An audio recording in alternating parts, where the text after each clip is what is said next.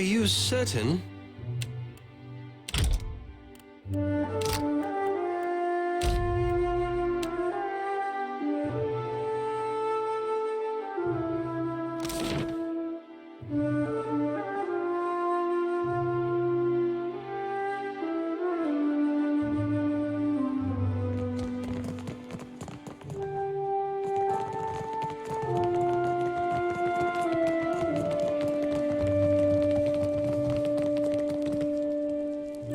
Watcher.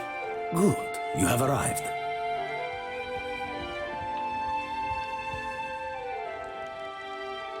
Ahoy there yourself, Captain. What do I be but a pretty bit of man-meat to dangle from a wrist? As easily forgotten as set aside.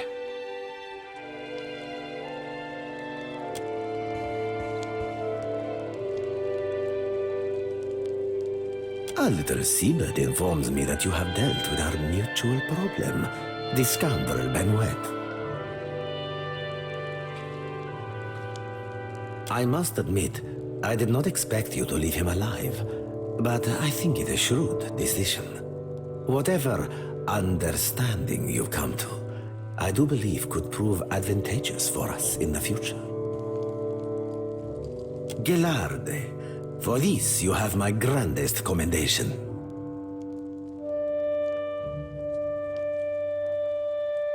That he did, indeed.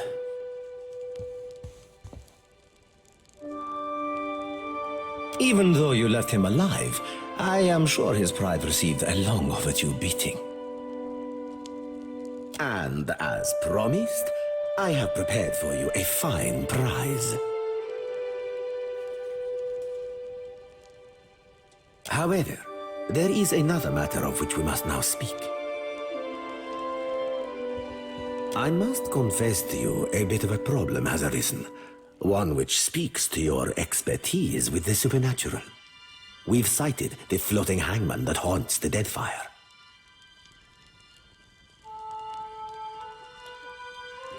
A few somewhat crude ones.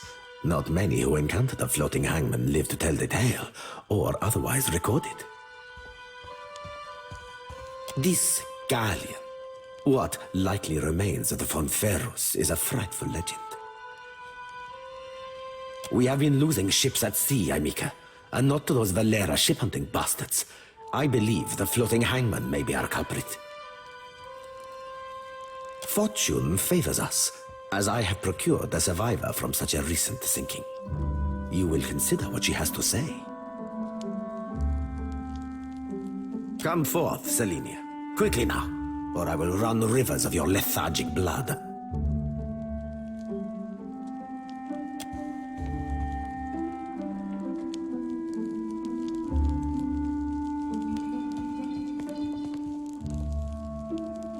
Well, spit it out, Selinia, and try not to embarrass me before our guest.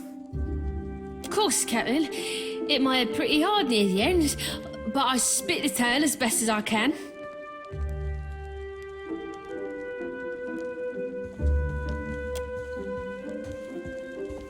Go on, Mom. Ready as I'm like to get me.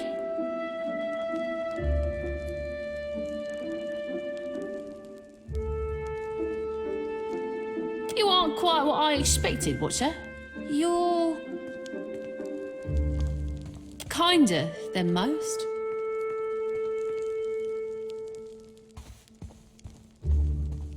Saw my old crew slaughtered me, my best mates, and even a few I hated. They weren't but blood and meat in the end. It branded the back of my eyes, that moment. High seas, nothing but blue all around. Then, mist so thick you could taste it. Ships sailed from within, out of nowhere. Was a hunt, not for loot, but for bodies. The ship, it looked rotted. The crew, they were all undead. Couldn't stop them from boarding, couldn't kill them, couldn't even fight them in the end. They were dreadful. Some were clothed, like maybe they'd only recently died. Others weren't more than moving bones. One was different. Her presence was overwhelming. Heavy. Flames burned in the place of her eyes. The crew shambled hard to do her bidding, even the ones who seemed hardly aware. Figured she was the captain, me. There is a flag the Floating Hangman flies. A flag that once heralded the Fonferus of Old Valia. It belonged to a Darkotsi Paladin of some legend, one Lucia Rivan. But Selinia's knowledge is limited in this regard.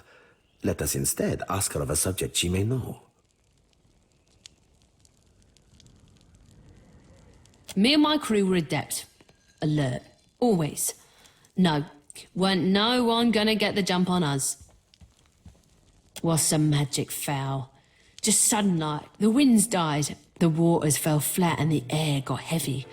They turned sky and the sea both against us. Then this thick fog roiled up at midday. Without a sound, the Spectre ship skimmed right out. It was too late.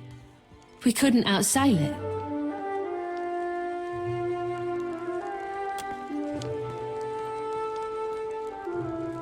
Deny me. Drifted for days, maybe longer. Kept winking in and out after I ran out of drink. One of mine found her no more than a week ago. Malnourished, dehydrated. The poor girl was scarcely able to speak. Well, I'm more than able to gabble now, aren't I? Could sail, too.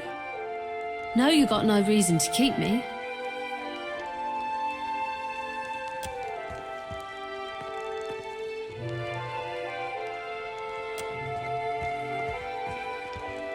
Perhaps there is something else you wish to ask of our guest before she departs from us.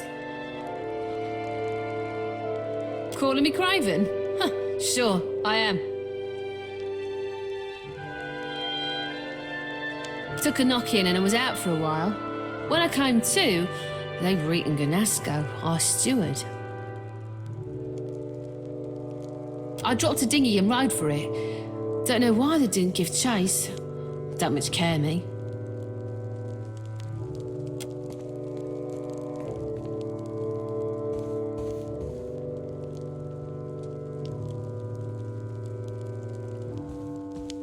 She belongs to Aldis, who undoubtedly will come to claim her soon. But that is a problem for another time. One moment, Watcher.